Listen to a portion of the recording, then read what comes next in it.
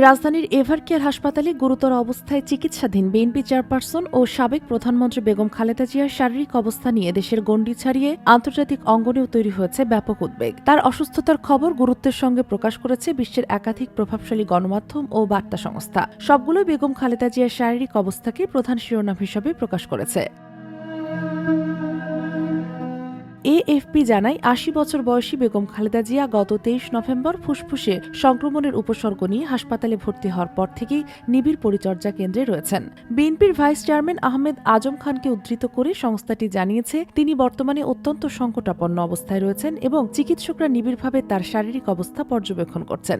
AFP আরও জানায় খালেদা জিয়ার অবস্থা কিছুটা স্থিতিশীল হলে তাকে উন্নত চিকিৎসার জন্য বিদেশে নিয়ে যাওয়ার পরিকল্পনা রয়েছে এবং এর জন্য একটি এয়ার অ্যাম্বুলেন্স প্রস্তুত রাখা হয়েছে। একই প্রতিবেদনে উল্লেখ করা হয় তিনি দীর্ঘদিন ধরে হৃদরোগ, লিভার ও কিডনির জটিলতা, ডায়াবেটিস, ফুসফুসের সমস্যা, বাত ও চোখের অসুখ সহ নানা শারীরিক প্রতিবন্ধকতায় ভুগছেন।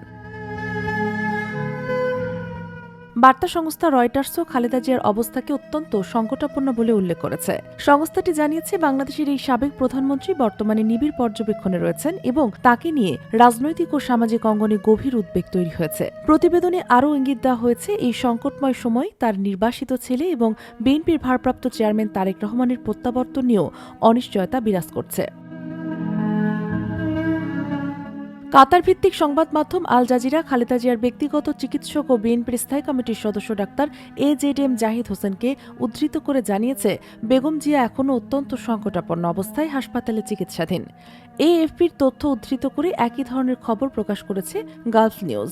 অন্যদিকে পাকিস্তানের দ্য ডন ও মধ্যপ্রাচ্যের আরব নিউজ তার শারীরিক পরিস্থিতি নিয়ে একাধিক প্রতিবেদন প্রকাশ করেছে।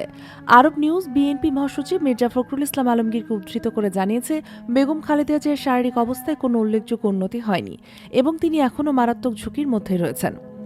ভারতের প্রভাবশালী সংবাদ মাধ্যম এনডিটিভিও তাদের প্রতিবেদনের শিরোনামে লিখেছে বাংলাদেশের সাবেক প্রধানমন্ত্রী সংকটাপন্ন অবস্থায় হাসপাতালে ভর্তি।